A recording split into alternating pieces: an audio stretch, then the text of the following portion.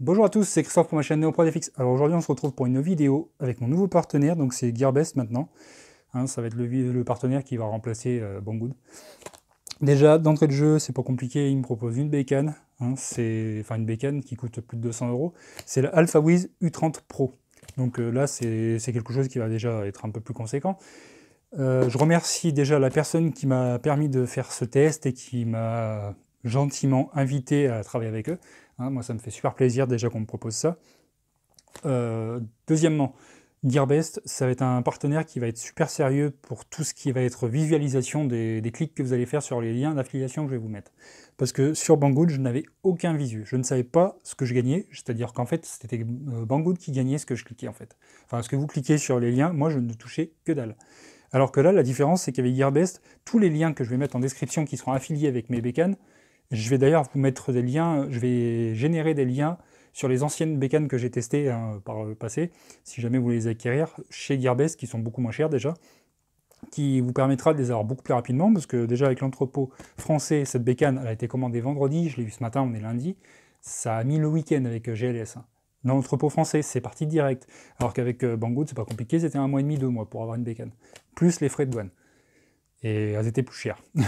Donc du coup, là j'ai un vrai visu, c'est moi qui génère les liens en fait, vous avez juste à cliquer dessus les liens, et moi ça me génère des clics. Si vous achetez la bécane, ça me génère une commission, si vous cliquez, ça me génère quand même une commission, enfin des clics. Et à partir d'un certain nombre de clics, moi j'obtiens un petit pourcentage. Si vous achetez, j'obtiens une commission supplémentaire, ce qui me permet au final de faire monter ce budget-là. Et ce budget-là, en fonction de ça, moi je vais pouvoir travailler derrière, choisir des bécanes plus importantes. Si j'obtiens un budget par exemple de 200 euros, je vais pouvoir choisir des bécanes à 200 euros. Ça sera moi qui vais faire ce choix-là. Après, eux, derrière, ils peuvent me proposer quand même des produits à tester en fonction du nombre de vues que vont générer mes vidéos et si elles sont intéressantes pour eux aussi. Voilà. Donc là, on m'a proposé de tester la AlphaWiz U30 Pro. C'est une machine qui est assez en vogue en ce moment chez eux et qui est à un tarif, ça dépend en fait, il y a pas mal de ventes flash qui fluctuent entre 200, 230, enfin en gros ça varie entre 200 et 230 euros. En entrepôt français, je dis bien en entrepôt français, ce qui vous fait une bécane où vous n'avez pas de frais de douane, vous n'avez pas de frais de port, enfin les frais de port sont offerts, 200 euros, c'est voilà quoi, c'est super. Franchement, c'est super. Donc on va voir ce que cette bécane a là. C'est une machine qui fait du 22 par 22 par 25 de hauteur. Elle a un écran tactile assez grand, qui fait 4,3 pouces, mais tout ça, je vais vous le redétailler après l'introduction. Donc là, je vais remercier toutes les personnes qui participent sur Utip. On commence à monter petit à petit. Ça commence à être intéressant. N'hésitez pas aussi à aller voir ma page Instagram, qui commence à être actualisée assez souvent maintenant. J'ai fait une page Instagram pour publier régulièrement des choses, comme là, le BB8 qui est en construction. Il y a pas mal de choses qui vont arriver. Il y a d'autres vidéos sur de l'électronique et tout ça, mais je vais vous en reparler à la fin, à la conclusion, pour éviter de m'éparpiller un peu trop. Parce qu'il y a certaines personnes qui ont dit qu'apparemment mes vidéos étaient un peu trop longues. J'aime faire des vidéos avec du contenu concret, vous parler comme si que vous étiez là en face de moi et que c'était une conférence, que c'était une heure de cours. Par exemple, voilà quoi, une heure de cours, techniquement ça dure 55 minutes minimum. Quand vous allez arriver en classe, vous asseyez, vous restez là pendant 55 minutes. Si ça vous plaît pas, vous sortez de la salle, c'est pas compliqué. Pour mes vidéos, c'est la même chose. Si ça vous plaît pas, vous quittez. Si vous voulez vraiment voir des vidéos complètes, avec le détail complet des bécanes, moi, c'est ce que je veux faire. On va ouvrir le boîtier électronique, on va regarder la carte, ce que c'est, on va regarder l'extrudeur, on va parler de tout ça, et on va faire un montage complet de la bécane.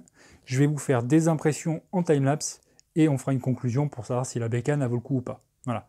Moi, le but de mes vidéos, c'est ça, c'est de vous proposer des vidéos qui vous permettent de choisir ou pas la bécane, de vous en donner envie à la fin de la vidéo. Si à la fin de la vidéo, vous n'avez pas envie d'acheter la bécane parce que dedans, je vais donner les détails qui ne vous plaisent pas, ou l'inverse, si les détails vous plaisent et qui vous permettent de vous faire justement un choix, c'est le but de la vidéo.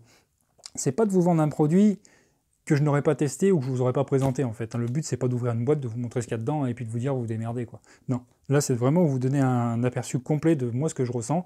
Ça fait depuis 2012 que je fais de l'impression 3D maintenant, donc je commence à avoir une certaine expérience et je sais ce que je recherche sur une bécane ou ce que je recherche pas. Voilà. En fonction de moi ce que j'imprime. Après vous, en fonction de ce que vous imprimez, je vous donnerai quand même des détails si on peut imprimer de l'ABS, si on peut imprimer du TPU ou du... Enfin, le PLA, c'est fait pour de base, le PLA, il passe sur toutes ces bécanes chinoises. Mais l'ABS, il y a certaines bécanes qui nous sont vendues en tant qu'impression, en tant qu'imprimante pour faire de l'ABS, mais elles n'en sont pas capables, parce que déjà, les plateaux n'y montent pas, les buses sont pas faites exprès, les extrudeurs sont pas faits exprès parce qu'il y a du TPU, du PTFE à l'intérieur, jusqu'à la buse, alors que l'ABS, c'est pas recommandé pour le faire. Voilà. Donc c'est parti, après l'introduction, on va faire le déballage, je vais vous présenter tout ce qu'il y a dedans, on va parler un peu de la bécane, et après on fera l'assemblage. Et après l'assemblage, bah, timelapse et tout le reste, quoi.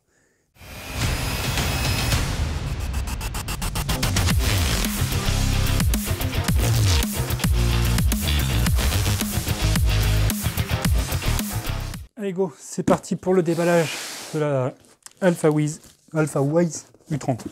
AlphaWise, hein, selon l'accent anglais que vous préférez. Hein. Alors, dans un premier temps, on a la revue technique. Alors la revue technique, la revue d'assemblage, en fait, alors on a quoi? En fait, c'est la même chose, sauf qu'on a les langues différentes. On a de l'anglais, du français, de l'allemand, et ça c'est quoi? Ça c'est de l'espagnol, je pense. Ouais, et puis de l'italien, quoi. En gros, après, c'est un montage, enfin c'est un manuel style Lego. Hein, vous avez, c'est un petit peu comme la NR3, on avait le même style d'assemblage, enfin de guide. Hein. On va en avoir besoin, de toute façon on va regarder un petit peu tout ça. Parce que des fois, il y en a, ils croient savoir tout monter, ils montent pas ça avec des guides, et puis au final, ils se retrouvent avec des machines qui sont mal montées à la fin. Alors après, on a le petit échantillon de PLA, mais franchement, l'échantillon de PLA, il doit y avoir juste de quoi calibrer la machine, quoi. Ensuite, alors, qu'est-ce qu'on a? On a la petite... on a une courroie qui est là, à ne pas perdre. La courroie. On a une pièce. Alors c'est quoi? C'est de l'acier, ça? Ouais, c'est de l'acier. Quoique. La structure est en aluminium. C'est pas anonisé, c'est peint par contre. C'est de l'aluminium peint en rouge. Par contre, je trouve que c'est sympa le petit rouge. Ça a un look assez sympa. Ensuite, on a quoi? On a le petit support de bobine. Lui, c'est du plastique à ce niveau-là. Non, quoique non, c'est du métal. C'est du métal, mais avec du plastique collé au bout. On a ça qui est en métal aussi. Ensuite, on a la prise standard hein, d'alimentation, prise Europe. On a des petits colliers de serrage, hein, des colliers de Serflex. Après, j'en ai une paille de Serflex, pareil, j'en ai une boîte entière. Alors, on a la clé USB avec la petite carte SD, micro SD. Alors, du coup, on va avoir le soft dessus, hein, vous allez avoir peut-être un fichier d'exemple et tout ça. On regardera ce qu'il y a dessus sur le PC. Quand on passera à la partie impression, on a des petites clés Allen, on a les vis. Alors on a les vis, alors il faut bien faire gaffe, c'est marqué dessus ce qu'on a. On a du M5 par 20, M5 par 6, M4 par 16. Tout ça, on va le mettre ensemble. Ah c'est cool par contre, alors ça c'est un truc que je suis super content. C'est des ressorts jaunes. Et les ressorts jaunes, ce qui est bien, c'est que c'est des ressorts qui sont renforcés, qui sont vachement plus durs. Ce qui fait qu'en fait votre plateau va se desserrer beaucoup moins souvent. Et vous aurez donc moins besoin de le recalibrer. On a les petites molettes pour le réglage du plateau. C'est pareil, les petites roulettes comme ça, je trouve que c'est super pratique parce qu'au final, vous avez marqué dessus up ou down, ce qui vous permet de, si jamais vous vous faites chier à savoir dans quel sens vous allez avoir le plateau qui va monter ou qui va descendre, bah c'est marqué dessus, quoi. Ça, c'est pratique, hein, si jamais vous avez besoin de savoir dans quel sens on tourne une vis. On a une petite clé. Alors, c'est une clé de 10 et une clé de, je pense que ça doit être du M6 ou du M8 pour démonter les buses. En général, ça, c'est pour régler les excentriques. Ensuite, on a l'écran tactile. Alors l'écran tactile, c'est du 4,3 pouces. C'est un écran TFT, tactile. Par contre, c'est le seul truc que je trouve dommage, c'est qu'ils aient mis un écran tactile, mais qu'on n'ait pas de port USB pour mettre une clé USB. Ça, je trouve dommage, parce que MKS, ils font déjà ça. Ça aurait été super, par contre, d'avoir un système avec clé USB ou Wi-Fi intégré. Mais bon, ça peut se rajouter hein, par la suite, ça, on peut le bidouiller. Donc ça va être sympa, je pense, avec un bel affichage. On verra si ça affiche les STL, parce que j'en sais rien du tout. J'ai pas regardé vraiment de test avant de la bécane, hein. Je le fais brut de décoffrage pour vous. Hein, comme ça, on va apprendre directement ensemble, cette bécane, à quoi elle ressemble et tout. Ensuite, on a les profilés en aluminium, en 20 par 20. Alors, est-ce qu'ils sont bien usinés? Ouais, ils sont pas dégueulasses. Parce que j'en avais qui étaient vraiment de qualité foireuse, franchement, c'était dégueulasse. Là, on a une bonne qualité, c'est propre. C'est vraiment bien usiné. C'est propre. Franchement, si vous voulez voir après, hein. Moi ça me plaît, c'est propre. Alors ensuite, alors est-ce que ça se défait par ici ou est-ce qu'il faut sortir le plateau? Ouais, il faut sortir le plateau. Ah, c'est encore un connecteur comme ça, par contre, ça je suis pas fan. C'est ce style de connecteur, là, style Molex. On verra s'il tient bien, franchement. Après, sinon, on imprimera une petite patte qui se mettra... Alors, comment il va se mettre celui-là? On va regarder après, de toute façon, au démontage. Hein, s'il se visse par le dessus comme ça, ou si c'est des pinces. On verra comment ça se tient. On a une espèce de faux Bultac qui est fixé sur une plaque en verre. Donc ça, on va regarder comment c'est fait, ou si c'est pareil. Ça a l'air d'être pas trop dégueulasse. Franchement, ça a l'air pas mal. Après, les surfaces magnétiques, c'est pareil. Hein, on n'a pas de surface magnétique qui se décolle sur celui-là. C'est directement une plaque de verre. Bah, au final, moi, je préfère la plaque de verre avec les pincettes. C'est bien la surface magnétique qui se plie, mais le truc, c'est que des fois, ça arrive à bouger. Hein. Quand vous faites des grosses impressions, il y a des fois où ça peut bouger sur le plateau. Ça peut bouger. Alors que, enfin, après, les pincettes, c'est pareil, ça arrive à bouger, mais si c'est les pincettes qui serrent assez bien, ça bouge pas en général. On va le mettre là. Ah bah ça a l'air sympa comme qualité. Ah oui, il est vachement épais le plateau. Alors, je sais pas si vous allez bien voir, du coup, je vais essayer de vous montrer un peu tout ça. On va sortir les profilés en premier temps. Alors là, on a les profilés de 20-40. On a la tige Acme. On a un autre profilé de 20-40. Mais en fait, il y a un autre étage qui s'enlève. Ouais. Alors, on va sortir ça. Alors là, on a le moteur en Z.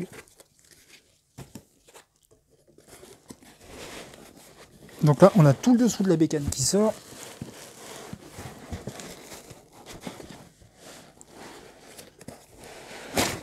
Tac. Ok. Donc on a le dessous de la bécane qui suit avec l'extrudeur. Alors ce que je vais faire, c'est que je vais le poser à côté. Je vais le poser à côté pour vous montrer ce qui reste dans la boîte. On a un autre profilé de 20-40. Ça, c'est les portiques. On a tout le côté extrusion. Alors, c'est du plastique. C'est du plastique, mais avec un ressort jaune là pour renforcer un petit peu le pincement. Je l'avais fait moi sur le mien aussi, ça. J'ai mis un ressort jaune comme ça serre un peu plus fort. Par contre, vu que c'est du plastique, il faut faire très attention parce que des fois, ça arrive à se péter au niveau du système de roulement qui appuie. Ça, j'ai eu le problème sur une de mes bécanes, sur la EZT. En fait, la partie qui est en plastique qui tient le roulement, bah, elle a pété à l'intérieur. Et du coup, bah, voilà. Donc ça, si jamais vous avez l'occasion par la suite, vous essayez d'en trouver en aluminium, hein, vous en avez sur le site de Creality et tout le reste. On a le détecteur de filament, hein, ça c'est cool. On a un détecteur de filament et la bécane, elle est capable de reconnaître une coupure de courant et de recommencer un job. On fera des essais aussi sur ça, voir si ça fonctionne bien. Donc les moteurs NEMA, hein, c'est du 42 en hauteur. Ça fait qu'on a un couple assez intéressant. C'est pas des micro-moteurs, parce qu'il y en a des fois, j'ai vu qu'ils mettaient des micro-moteurs avec qui n'étaient pas plus épais que ça, et niveau couple, ils sont très très faibles et ils arrivent à vite chauffer quand on en remet un peu trop dans la figure. Voilà, on a un stop. Là, on a le support de courroie pour l'axe X. On a le coupleur pour fixer le moteur et l'axe Z. Hein. C'est un coupleur 5-8. Voilà. Et on a le moteur Z qui est emmitouflé dans la mousse. Là, par contre, pour le choper gazier, c'est bien. Là, ils l'ont bien enfoncé dedans. On n'est pas obligé, enfin, on est obligé de péter la mousse. Hein. Hop là. Donc ça, c'est le moteur Z avec sa petite plaque pour le fixer.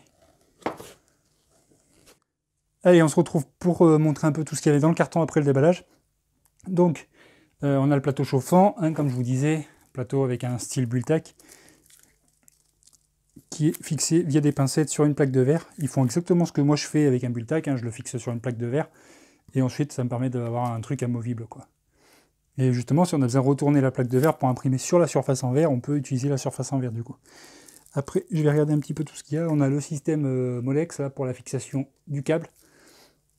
Après, j'ai pas encore regardé comment ça se fixait sur le plateau. On doit avoir des trous de vis là. Ouais, on visse par en dessous en fait. On doit avoir des filetages là. On regardera au moment du montage. On a l'extrudeur qui est ici.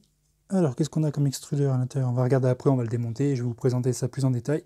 On va faire directement un visuel. D'après ce que je vois, ça a l'air d'être un système d'extrudeur un peu comme sur la Creality. Vous avez le corps en aluminium, anonisé là en rose. Vous avez la petite pièce qui permet de faire souffler le ventilateur sur l'extrusion pour refroidir un peu votre PLA. Par contre, ouais, je me rends compte d'une chose, c'est que vous n'avez pas de coton en fait au niveau de ça, l'extrudeur, et on va le faire justement, on va faire le coton. Je vais faire une coupure, je mettrai directement mon coton, mon système de coton en fait, qui permet justement d'éviter que l'huile il souffle sur la figure du du ventilateur, et en plus on a le 30 qui est ici qui va souffler dessus. Et ça évite d'avoir une thermal runaway E1, et en plus ça permet d'avoir votre corps de chauffe qui chauffe beaucoup plus vite, et de façon plus stable. Ça, on en parlera au moment du montage. Donc voilà, là on a le système, comme je vous disais, hein, bien faire attention à ça qui est en plastique. Au niveau du roulement ici, si jamais ça pète ici, vous allez avoir des problèmes de sous-extrusion, parce qu'en fait votre roulement n'appuiera plus sur le guide, hein, en fait sur la roue, ça va plus entraîner le fil, et des fois bah, vous avez des problèmes de sous-extrusion, vous croyez que c'est votre bus qui est bouché, ou votre problème d'extrudeur, alors qu'en fait ça vient de lui qui est pété à ce niveau-là. Ça, si jamais ça pète, bah, de toute façon je vous conseille de changer ça, de le mettre en aluminium. Hein, vous en avez qui se trouve en aluminium. Vous avez là vous avez un capteur de fin de filament. Ouais. Alors ça c'est pareil, vu que c'est propriétaire, le truc là, si jamais vous changez ça par un truc en aluminium, il faudra sûrement faire une patte qui se fixera avant, hein, pour récupérer le truc de fin de filament. Voilà. Donc après on a le système avec le moteur X qui est là. Ce qui est bien, c'est que c'est des poulies qui sont pas serties, c'est des poulies qui sont démontables. Ça c'est pareil, parce que sur la Creality, c'est des poulies qui sont serties. Qui sont rentrées qu'une presse, du coup pour les enlever, bah, c'est pas la peine. Là, on a le plateau en aluminium, enfin le support de plateau, qui est déjà monté avec la courroie. Hein. La courroie est déjà montée, par contre sur le X, c'est à vous de l'assembler. On a un tenseur de courroie ici, ça c'est pratique, ça vous permet de régler votre tension de courroie. Moi, je ferai mon système, hein, je vais mettre mes cils en bloc en TPU, que j'imprime régulièrement pour mettre sur toutes mes bécanes. Je vous ai mis le lien dans la description Thingiverse, je vous le remettrai là. C'est des cils en bloc que j'imprime en TPU qui font 1 mm d'épaisseur et qui font vraiment leur job, franchement. Ensuite, on regardera dans la carte, là je vais vous présenter la carte électronique, voir ce qu'il y a dedans, je vais faire pareil pour l'extrudeur. Donc là, le plateau est vachement épais, ça me plaît. Par contre, je me rends compte d'un truc.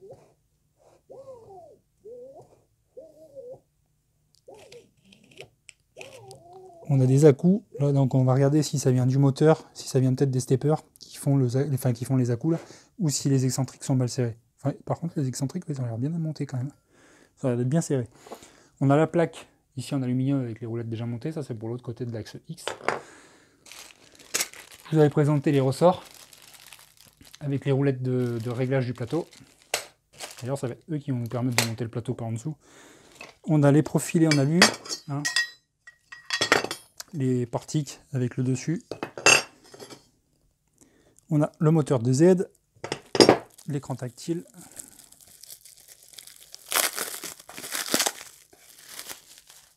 De 4,3 pouces. Hein. Comme je vous disais, c'est dommage qu'il n'y ait pas de... Moi je trouve que c'est dommage, il manque un port USB. Pour mettre une clé USB, ça aurait été vraiment super intéressant. Voilà. On a le support de bobine. On a toutes les petites pièces, alors le coupleur flexible, ça c'est super. On a le end-stop, ça va être le end-stop pour le Z. La carte micro SD avec la clé l'adaptateur, comme je disais, hein, la poulie de serrage pour l'axe X, hein, le tenseur de courroie de l'axe X. Voilà. Et les petites vis et tout le reste. Allez, on va passer au montage maintenant, on va regarder un peu la notice vite fait et puis on assemble tout ça. Avant d'assembler tout ça, je vais vous présenter la carte électronique. Je vais ouvrir le boîtier, je vais faire une coupure de toute façon pour le temps de démonter tout ça. Alors on se retrouve pour la partie présentation de la carte électronique. Alors d'après ce que je vois, la carte électronique elle me fait penser énormément à celle qui se trouve dans ma EZTM18. On regardera, enfin je ferai un comparatif, je regarderai comment elle est faite. Alors on a donc c'est du 2560, hein. Enfin, c'est une carte qui est faite maison, hein, par eux. On a toutes les sorties ici des steppers, enfin des end-stop. Alors vous pouvez voir qu'on a 3 steppers blancs. Alors c'est du TMC 2208. Par contre, du coup c'est pour X, Y, Z. Et ensuite pour l'extrudeur, on a un DRV 8825 d'après ce que je vois. Par contre ça c'est des TMC 2208, c'est pour ça qu'elle est vendue comme une machine beaucoup plus silencieuse. Je ferai des essais, hein, on verra si elle fait du bruit à l'impression. Je vous donnerai mon avis de toute façon, parce qu'après, c'est pareil, quand vous testez avec un décibelmètre, vous n'avez pas vraiment le ressenti que vous pouvez avoir réellement avec la machine à côté de vous. Je verrai si elle est vraiment plus silencieuse. Ensuite, on a des sorties. Alors ici, on a une sortie 24 volts, on a une sortie 5 volts ici. On a d'autres sorties ici. Alors ça doit être des ports qu'on peut utiliser, je pense. Enfin, je regarde s'il y a d'autres choses qui se branchent dessus, là. Mais je pense que ça peut servir aussi pour mettre de l'auto-leveling ou des trucs comme ça. Après, par la suite. On a une alimentation de 24 volts, hein, comme je vous le disais. Donc du coup, les ventilateurs sont en 24 volts. Hein, c'est du 24 volts, les ventilateurs qui sont ici. On a... Alors par contre, les gaines de câbles, là, je trouve que ça, c'est un peu cheap, par contre. Moi, je vais remplacer par mes propres gaines pour faire un truc plus propre par la suite. Mais sinon, après... Bon, après, ça reste propre, hein. Ils ont essayé de faire un montage quand même pas trop mal. Pour le plateau chauffant, alors est-ce qu'on a... Non, par contre, le plateau chauffant, il part directement dans le plateau. On n'a pas de relais qui pilote le plateau chauffant, il est directement piloté par la carte électronique. Et après, comme c'est du 24 volts, elle arrive à fournir un peu plus, hein, je pense. Mais bon, si jamais par la suite vous voulez mettre un petit relais en plus, vous avez de la place ici, hein, vous pouvez essayer de fourguer un MOSFET, ou même sur la plaque, hein, vous pouvez le fixer sur la plaque. Petite chose que je voulais dire aussi, c'est... Alors, je vais dézoomer un petit peu. Comme je vous disais, hein, on a la ligne de 24 volts qui est ici, vous avez sûrement vu... voilà. On a les pieds qui sont ici. Alors les pieds, c'est du plastique, c'est pas du plastique souple, hein. J'aurais pensé que c'était des caoutchoucs, des patins en caoutchouc, mais non, c'est du plastique dur, ce qui fait que les vibrations vont être pas mal reconduites. Donc du coup, ce que je vous conseille de faire, c'est si vous avez du TPU, d'imprimer des patins en caoutchouc et de les fixer dessous. Ou sinon, ça se trouve dans les magasins hein, de style Jiffy et tout ça, c'est des petits patins qui se collent et qui sont justement anti-vibration. Sinon, bah, vous faites comme moi, comme je fais sur mes surfaces, vous mettez un tapis de sport sur toute la surface et ça vous permet de vraiment atténuer les vibrations sur un meuble en bois. Voilà. Donc la carte électronique, bah, je vous ai présenté ça, pour moi c'est pas trop mal. À part le manque de relais, je trouve, pour piloter, enfin de MOSFET pour piloter le plateau chauffant. Mais sinon après, bah, le reste, voilà. TMC 2208 d'origine, c'est pas mal. Allez, on passe à la partie extrusion, maintenant je vais vous démonter ça. Allez, on se retrouve pour la partie extrudeur. Alors comme je vous disais, c'est bien exactement le style extrudeur que je pensais, hein, c'est corps en aluminium, comme sur les Ender 3 et Creality. Ensuite, on a le corps, enfin avec le heat break ici, avec le tube de PTFE qui rentre jusqu'à l'intérieur, jusqu'au fond. Il va jusqu'à la buse, comme tous les extrudeurs chinois. Hein. On a ça qui se sert à l'intérieur. Alors, s'il va rentrer, là, tac. Et vous avez la petite vis ici qui se sert pour sécuriser le tout. C'est pas vissé, enfin je veux dire, c'est pas fileté à l'intérieur, quoi. C'est mis comme ça. Alors moi, ce que je vais faire, c'est que avant de faire l'assemblage final de toute la bécane, je vais faire ce que je vous avais dit, je vais mettre mon scotch coton. Enfin, en fait, c'est du Kapton avec du coton exprès haute température qui est fait à base de laine de roche, qui permet de justement stabiliser la température de ça. Ça évite que le ventilateur qui est ici souffle sur le corps de chauffe et ça évite de faire des erreurs thermal runaway. Hein, ça permet également d'avoir une stabilité plus intéressante. Ce qui fait que le ventilateur va refroidir que cette partie-là et la chaleur va pas se retrouver à se balader un peu partout, quoi. On va faire un montage, en fait, je me suis dit que j'allais faire un timelapse, mais je pense que je vais plutôt vous faire un montage complet. Parce que ça, je me suis vraiment dit, le manuel il est bien, mais il y a des personnes qui pourraient peut-être avoir besoin de détails un peu plus conséquents.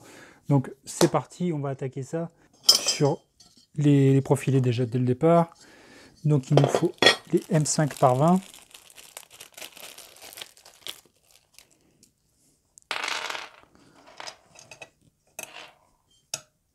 Alors la M5 par 20, celle qui va de ce côté, c'est celle qui a les deux trous parce qu'elle va servir à fixer le end stop.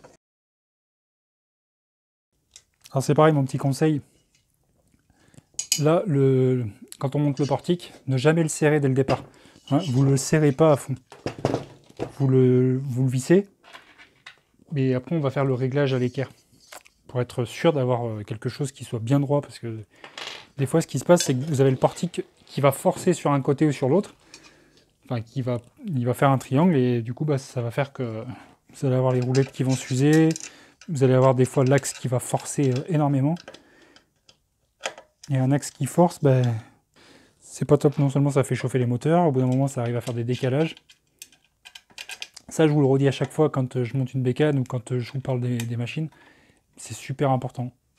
C'est vos réglages vos montages qui sont déjà le plus important dans une machine. Elles arrivent à moitié montées, mais il faut quand même contrôler que tout a été bien monté correctement derrière. Vous voyez, là je les ai serrés modérément, mais ça me permettra de jouer un peu sur l'équerrage. Après je vais mesurer avec le mètre, hein, comme ça. Là. En fait on va prendre l'écart ici, on va mesurer. Là on a 33. On prend... Alors déjà on va pas monter celle-là du haut, là tout de suite. On va d'abord passer sur le montage de l'axe X. Alors l'axe X c'est celle-là. C'est celle où il y a 3 petits trous à l'intérieur et 2 de l'autre côté. 3 petits trous qui vont servir à permettre de fixer le... Vous avez des trous là, en fait, le trou c'est pour permettre de faire passer la vis de... Donc les vis M4 se passent par l'intérieur, et ensuite vous allez prendre la clé Allen et elle va passer à travers les petits trous qui sont ici, pour le fixer directement dans le profilé. Comme je vous disais, hein, n'oubliez pas qu'il y a la petite encoche qui est de ce côté.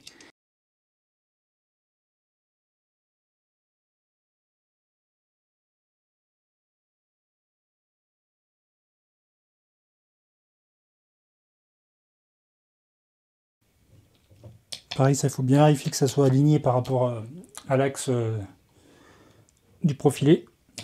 Hein, de façon à ce que ce soit le plus droit possible. Voilà, donc déjà, on a le portique qui est monté. Il nous reste à assembler le guide de la courroie qui va se mettre là. Alors, est-ce qu'il est vissé directement à l'intérieur? Ouais. Alors c'est pareil, il ne faut pas le serrer parce qu'on va tendre la courroie après une fois qu'on l'aura assemblé. Pareil, là, comme je vous disais, là on ne le serre pas à fond. Alors là, on a le portique qui est assemblé. Là, il ne faut pas serrer à fond le tenseur de courroie parce qu'on va placer la courroie avec les colliers et ensuite on va faire notre réglage de tension de courroie. Hein, donc c'est parti.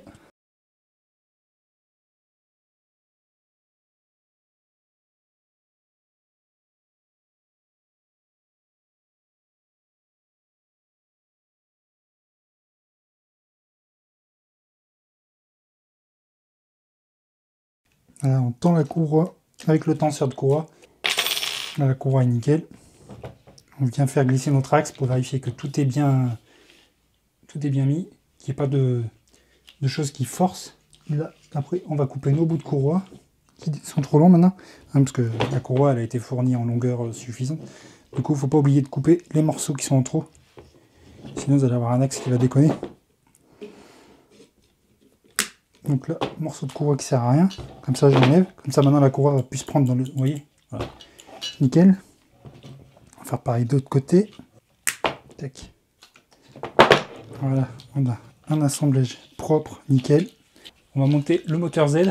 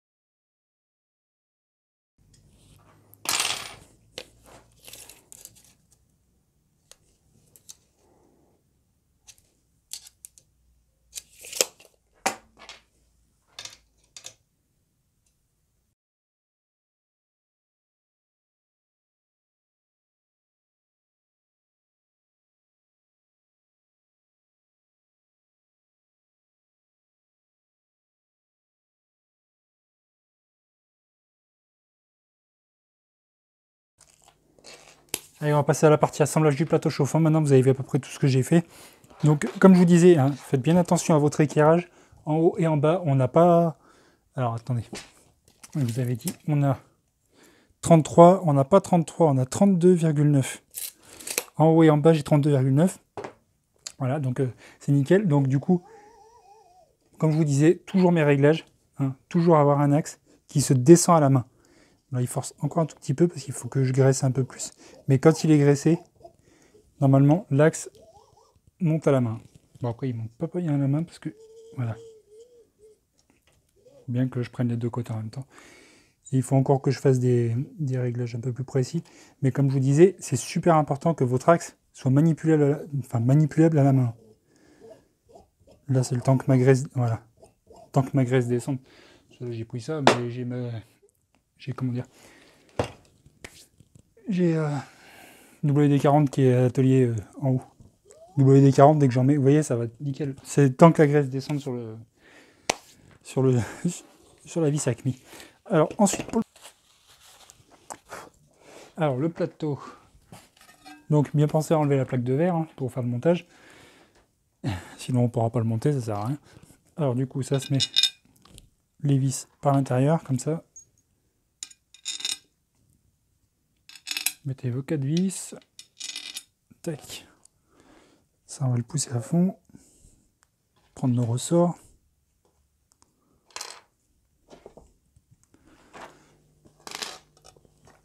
Et là on n'a plus qu'à tout placer.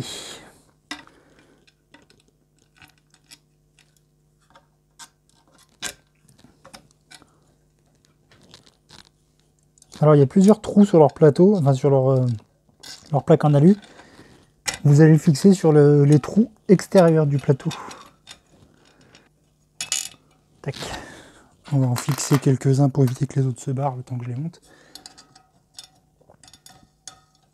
Alors ce que j'aime bien avec les petites molettes comme ça, c'est que ça roule super bien. Super pratique. Il me reste un ressort à mettre de ce côté. Et de vous calibrer à peu près partout, chaque côté. De toute façon, je mettrai la plaque de verre en dernier. Là, on a fini. Normalement, il ne nous reste plus qu'à brancher l'écran.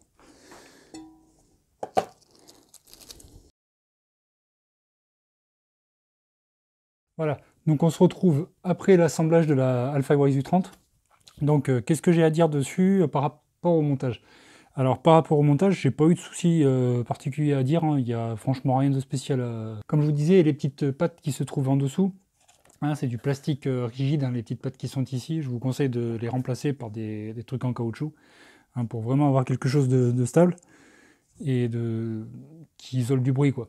Ensuite, on va allumer la bécane. Je vais vous faire un tour de l'écran. On va regarder un petit peu tout ce qu'il y a à l'intérieur. Le Marlin qui est à l'intérieur, c'est un Marlin 1.1.9 qui est déverrouillé du coup, qu'on peut utiliser, enfin qu'on peut modifier soi-même, quoi. Si on veut rajouter un capteur auto-leveling ou d'autres choses, on peut faire tout ce qu'on veut dessus. C'est un firmware entièrement ouvert. Ça, c'est le premier point qui est super intéressant à dire, parce qu'il n'y a plus beaucoup d'imprimantes chinoises qui ouvrent les Marlins, et au final, c'est un petit peu dégueulasse à dire, parce que Marlin, c'est censé être un firmware open source, donc ce qui veut dire qu'il est censé être ouvert, et que tout le monde puisse avoir accès à ça, quoi. Hein. Donc, on va allumer la bécane, et on va voir si tout est bien assemblé. Alors, l'écran. Je vais essayer de vous faire un petit tour de l'écran, hein. Je vais prendre la caméra principale, et puis je vais vous la placer directement dessus, et on va regarder tout ce qui se trouve dans les menus. On va déjà juste regarder une chose. Alors ce que je vais faire, c'est que je vais régler. Je vais dérégler mon end-stop là qui se trouve ici, le end-stop Z. Je vous conseille de le dérégler la première fois, hein, de le monter un peu plus haut, pour éviter que votre extrudeur vienne s'exploser dans la plaque de verre. Alors l'écran, qu'est-ce qu'on a à l'intérieur? On va se mettre comme ça. Je pense que ça va être pas mal pour vous là.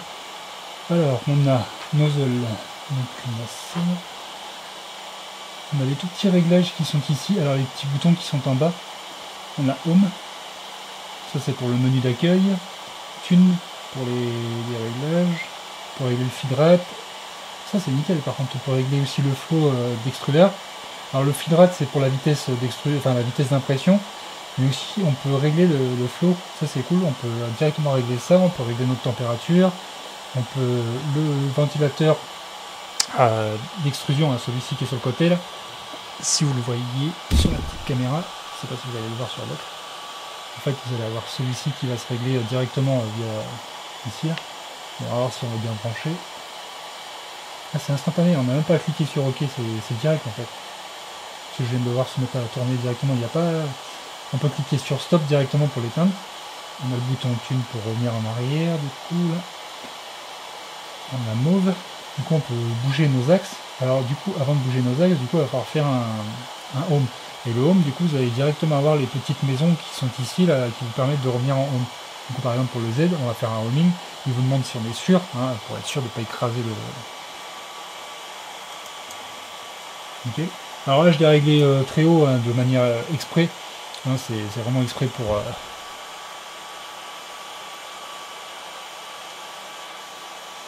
C'était fait exprès le temps que je fasse mes calibrages et tout ça. De toute façon, je les ferai pendant l'impression.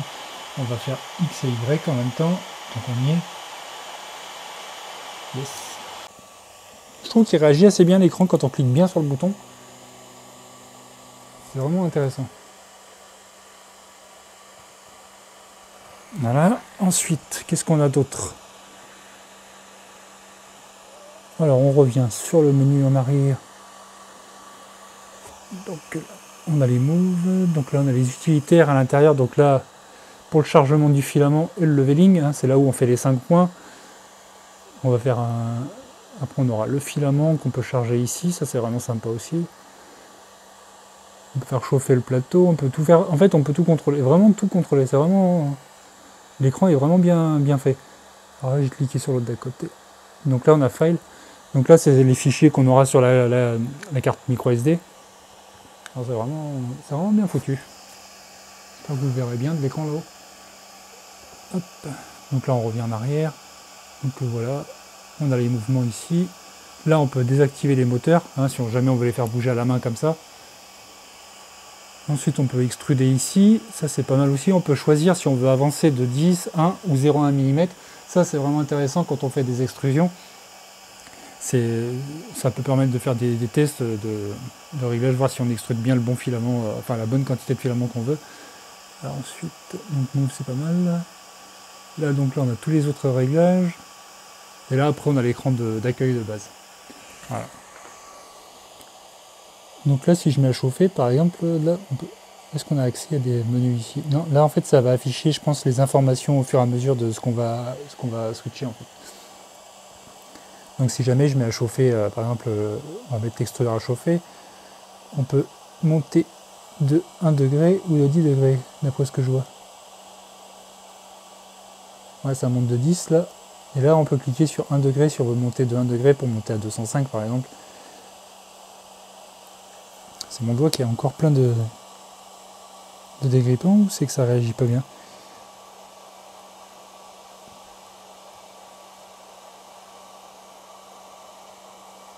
Vous voyez, ah, c'est qu'il faut appuyer en fait à certaines zones, j'ai l'impression. Ou c'est que...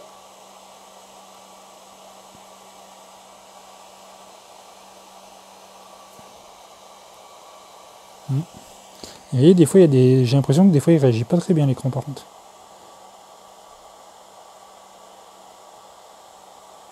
Ah non, c'est le bouton qui est mal fait en fait. Il faut vraiment cliquer sur le... Ouais, il faut vraiment cliquer sur le chiffre en fait. Alors du coup, on va monter ça à 200... On va mettre 203 degrés, c'est pas mal. 203 degrés, on va revenir en arrière. Ah, c'est le bouton en fait, c'est vraiment le texte du bouton qu'il faut cliquer.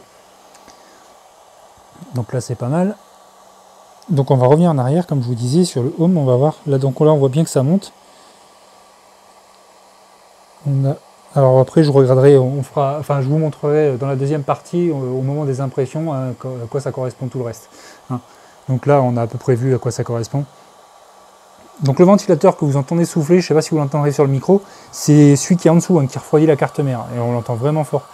Alors du coup, ce ventilateur là, vu que c'est un 24 volts, je verrai pour le remplacer par un ventilateur qui fait moins de bruit, parce que là, il fait vraiment de bruit quand même. Sinon, après, Sinon, après, moi, je trouve que c'est pas mal. Franchement, l'écran, là, il est sympa, pour un écran, quoi. C'est un gros écran, quoi. On a plus d'informations, on a plus de visibilité sur les informations. C'est pas mal.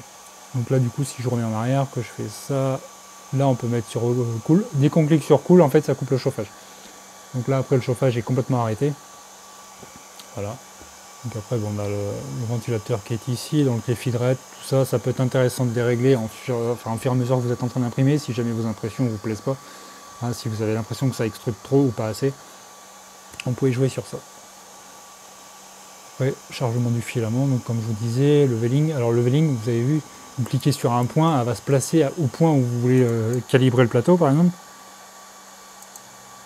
Donc là, le point numéro 4, normalement, ça va se placer à l'arrière.